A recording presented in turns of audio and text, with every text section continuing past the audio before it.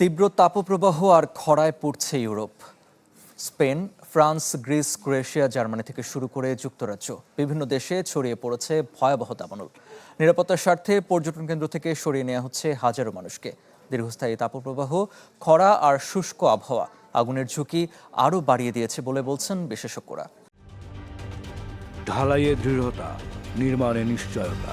Premier cement, ঢালাইয়ের রাজা।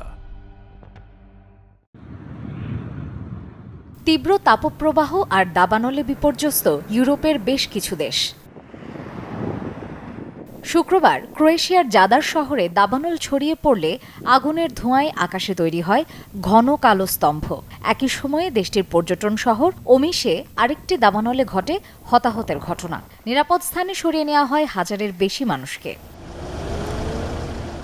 উত্তর গ্রিসেও ভয়াবহ পরিস্থিতি। হালকিদিকের সেভিরি এলাকায় দাবানল দ্রুত ছড়িয়ে পড়ায় শত শত পর্যটককে সমুদ্রপথে সরিয়ে নিতে হয়েছে। আগুনের তীব্রতা এতই বেশি ছিল যে সড়ক পথে বের হওয়া ছিল ঝুঁকিপূর্ণ। ফ্রান্সেও পরিস্থিতি উদ্বেগজনক।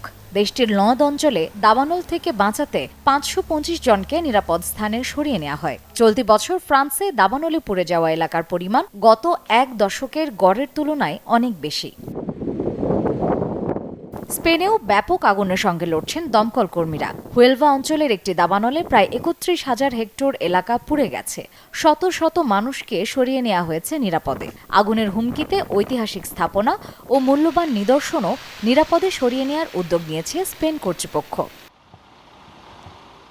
জার্মানির পশ্চিমাঞ্চলে হুটকেন বনাঞ্চলে দাবানলের হুমকির মুখে প্রায় 1,800 মানুষকে সরিয়ে নেওয়া হয়েছে। দ্বিতীয় বিশ্বযুদ্ধের সময়ের অবিস্ফোরিত গোলাবারুদ থাকায় সেখানে আগুন নেভানোর কাজ আরও কঠিন হয়ে পড়েছে।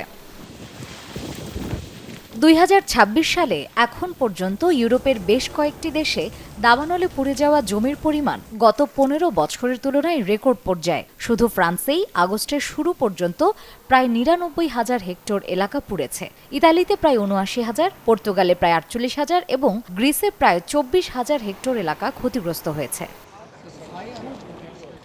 ইউরোপীয় ইউনিয়নের জলবায়ু পর্যবেক্ষণ সংস্থা সতর্ক করে বলেছে, মধ্য ও পূর্ব ইউরোপের বহু অঞ্চলে দাবানল পরিস্থিতি চরম পর্যায়ে পৌঁছেছে। বিশেষজ্ঞরা বলছেন, দীর্ঘস্থায়ী তাপপ্রবাহ, বৃষ্টির ঘাটতি ও মাটির আর্দ্রতা কমে যাওয়ায় বন ও ঘাসভূমি অত্যন্ত দাহ্য হয়ে উঠেছে। ফলে গ্রীষ্মের ছুটির মৌসুমে ইউরোপের জনপ্রিয় পর্যটন কেন্দ্রগুলোতেই এখন সবচেয়ে বড় আতঙ্ক হয়ে উঠেছে দাবানল।